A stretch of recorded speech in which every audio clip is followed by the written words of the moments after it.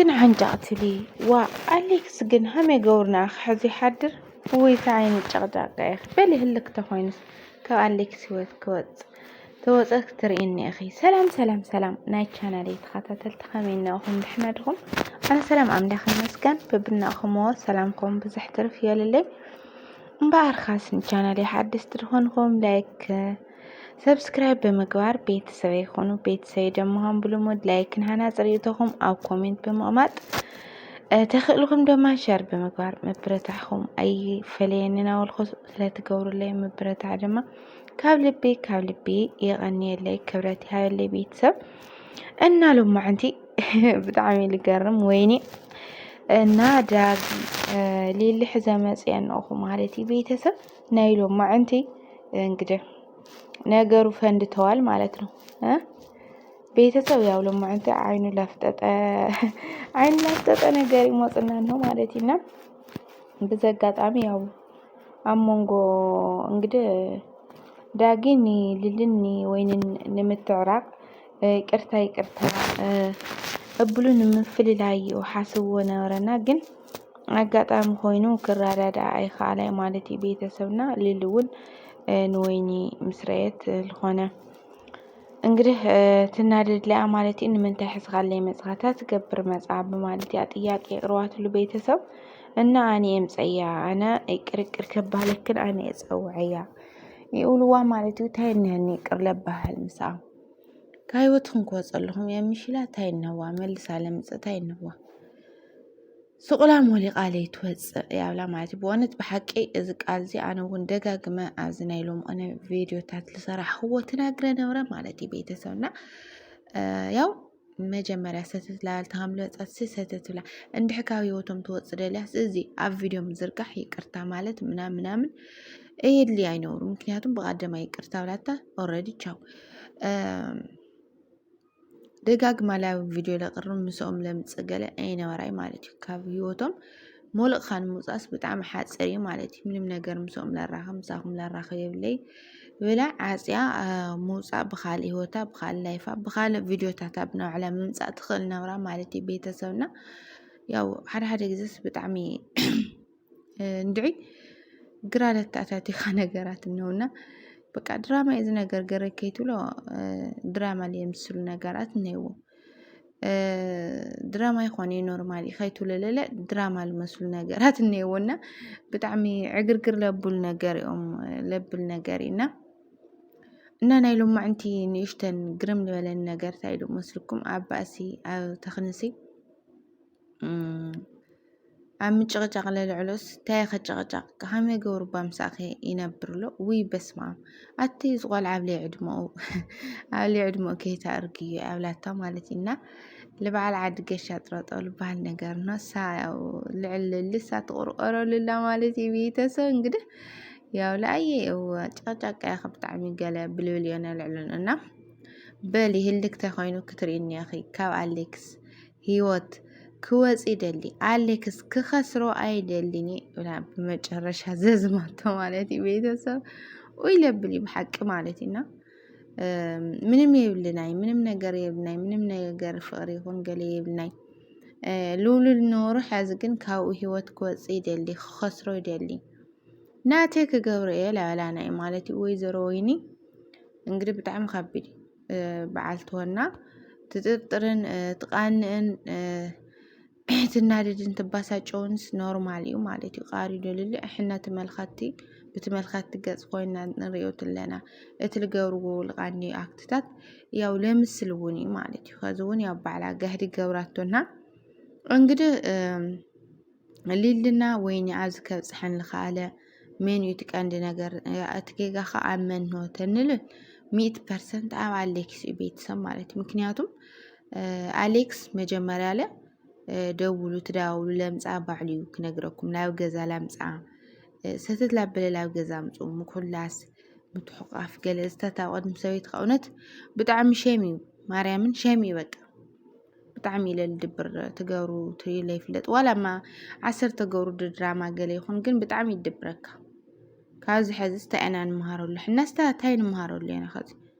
وعمانم سيد كابدقوا حتى خمس خاصت لا تفخم كل العاس قال قدم سيد قال لازم لينا تال حاز السيد مالتي እና እትጌጋ ሓዝለለ ባዕሉ ከስተኻኽሎ እናተገብኦ ነገራት ክስፋሕፋሕ ክካበድ ዝገብረሉ ለለ ባዕሉ እዩ እዚ ነገር እዚ እኮ ሓጭር እዩ ናብ ህይወቱ ናብ ሓዳሩ ክምለስ ተደልዩ ናብ ገዛኡ ክምለስ ተደልዩ በቃ ወይኒ ከምዚ ስለዝኾነ ኣነ ስለትርብሸንላ በቃ ሰበይተይ ስለልፈቲ ሓዳረይ ስለልፈቲ በቃ ስኽለ ብናይ ባዕልኺ ህይወት ብናይ ባዕልኺ መንገዲ ኣነ እውን ናብ ህይወተይ ናብ ሓዳረይ ተልላ ምንም ኤትብሊ ነውራ ማለት እዩ እና ከዚ እሱውን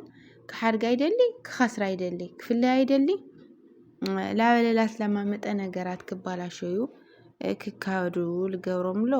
እሱ ብሓቂ ማለት እዩ ልዕሊ ማንም እቲ ጌጋ ኣዊድኑ ባዕሉ ነገራት ክባላሸዩ ልገበረ ካልኣይ ድማ ወይኒ ማለት እዩ በዓል ሓዳር ምዃኑ ላፈለጠት ጥንስቲ ሰበይቲ ገዛ ከፎብል ምዃን ላፈለጠት ትልጠፍ ትሕየኽ ለላ ካልአይቲ ጥፋተኛ ንሳ ማለት እዩ ታይ ገብረ ጥፋት ለየብላነ ታይ ገብረክ ማለት ግን ሸማ ይኾነ ይዱ ብሓቂ ማለት እዩ ኮሜንት በወንጭፍ ምኾነስ ኣነ ርእስኹም ወልኽኳ ወይኒ ሓቀያ ኮሜንት በወንጭፍ ምኾነ ኣነ መጀመርያ በወንጭፍ ርእስኹም ወልኽክ ነብረ ማለት እዩ አይ ቤተሰብ ሓቀየ በእውነት ኣነ በቃቶም ትናገሮም ቃላት ምናምን ስለዕሊ ልሊ ለኣኔኦም ልጎድለውን ማለት እዩ ቤተሰብና ኣይኸሊ ሃምዚ ዓይነት ነገር እንግዲህ ትጌጋ ሙሉእ ብሙሉእ ኣብ ባዕላን ሃለየ ግን ያው ካብ ልሊ ይቅርታ ትፅበየላሲ ብስሩር ርእሰት ተሓሳስባ ይህለዋ ደውኹም ትሓስቡ እና ሎም ዓንትታት ብለኒ ኣመፃ ይቅርታት ለን ዳ ኣመፃት ትገብር መፃት ላላልልሲ መን ይቅርታ ክለኪ ኣነ ልገበርክየ ኩሉ ንኣሌክስ ኢለ ተዓግሰ እውን ክብሪ ስለለለኒ ነፍሰ ፅር ስለልኾንክ እየ ስቕለኪ ናተፀፋእኹ ስቕለኪ ማንም ፀፍዕኒ ይኹን ቀርውኒ ኣይፈልጢ ብማለት እያ ትናግራ ማለት እዩና ግን ያው ኣነ ክብሪ ናይ ሰብ ክብሪ ስለለለኒ ምንም ኣይወልኽኪ እዚ ግን እቲ ትዕግስተይ ኣብ ጫፍ ክበፅሕ ክዩ ብጣዕሚ ተብዝሕ እዩ ኣለኺ ስነ ስርዓት ሓዚ ብማለት ያው እንግዲህ ቁጣ ኣመሓላልፋት ለያሳና እሳውን ያው ታይ ታምፂ ትፅፍዕ ትድገም ድኽደልኺ ገለ ብማለት ይነውር ናይ ሎም ውሸት ባእሲ ግን በስተመጨረሻ ተናገረቶ ንግግር እውይ ለብል ማለት ትማሊ ምንም ኣይኾነ ትረድኡና ቤተሰብ በይዛኹም ኣረድእዋ ልሊ ናኡን ከይትሕስብ ኣብ ኮሜንት ፀፍዕያ በልያ ኣይትወሉ ግን ኣረድኡለይ ሓጉዝኒ ምንም ከም ለየብልናሲ ኣረድእዋ ይብል ነውሩ ይምሕፀን ነውሩ ንትመልኸቲ ኣሌክስ ማለት ናብ ድሓር ትመልስኹም ቲ ቪድዮታት ዋላ ትርእይዎ ትኽእሉ ኢኹም ግን ሓጉዝኒ ንልሊ ረድኡለይ ምክንያቱም ኮሜንት እንብባ እመንተ ትርዳእ ምንም ነገር ሃም ለየብልና ሓጉዝኒ ይብል ነውሩ ግን ሕዚ ድማ ወይዘሮ ወይኒ ኣሌክስ ክኸስሮ ይደሊ ብማለት ትማሕፅና ንባዕለይ ገብረ እየ ይድኖት መልእኽቲ ብቻ ያው ትማሊ ምንም ኣይኮነ ናብ ባዕለይ ህይወት ለነን ሰብኤ ትብል ነበረት ሎም ማዕንቲ ድማ ክኸስሮ ይደልን ህልኽቲ ኮይኑ ምንም ካብ ኣሌክስ ህይወት ኣይወፅን እየ ብማለት እያ ብቁጣ ትርእየኒ እየ ክብላ ፈክራት ላ ኸይዳ ማለት እዩ ንልሊ እንግዲህ ልሊ እውን ያው ብለኮ ነብረ ኣነሲ ቤስት ፍሬንድ ክብልተሎ ኣመንኽዎ ይብለ ነብረ እየ ካዚ ስርልኻዮ ገህድ ኮይኑልኻን ብኡ ኣይኮነ ይብልካ ትማገተን ልናርኻ ብማለት ንዳጊ ያው ጥራዓና ተቐረብላ ማለት እዩ ልሊ ግን ያው ኩላትና ዝጠርጠርናየስ ኮይኑ ማለት እዩ ፅረፍሉ ክገለብኺ ቅሬታት እንትን ትብሊ ወይኒ ፀርፊ እውን ይንእሰኪ ፅፍዕቲ እውን ይንእሰኪ እና ፀርፊ እውን ሎማዕንቲ እውን ዘንውልኽንሆ ያው ልቐፃሊ እውን ሃምለይ ንፋትሐካ ሃምለይ ፋትሕኺ ቤተሰብ እዚ ኣምኒ ክትጓዓዝነኪ ማለት ኢና እንግዲህ ቤተሰብ ያው ብሓቂ ትጌጋ ግን ወናው ኣሌክስ እውን ከስተኻኽሎ ልኽእል ማለት እዩ እና ቤተሰብ ናይ ሎማዓንቲ ቪድዮና እዚ ይመስል ነውሩ ብቐፃሊ ቪድዮ እስካብ ንራኸብ ሰሰናይ ናወልኩ ብዝክሳናበተኩም ማለት ኩራት ቤተሰበይ ብድጋሚ ቤተሰብ ይኹንኩም ሰብስክራይብ ምግባር ቤተሰብ ኩኑ ማለት እዩ ንኩልኩም ድማ ስለትገብሩለይ ብርታዕ ይቀኒየለይ ናወልኩ ብዝክሳናበተኩም ብድጋሚ ማለት እዩ ክብረት ሃበለይ ሰሰናይ ደበለ ፀጽቦ ደበለ ጠጥዑም ደበለ መመቻው ለበለ ንዓኹም ማለት እዩ ክብራት ቤተሰበይ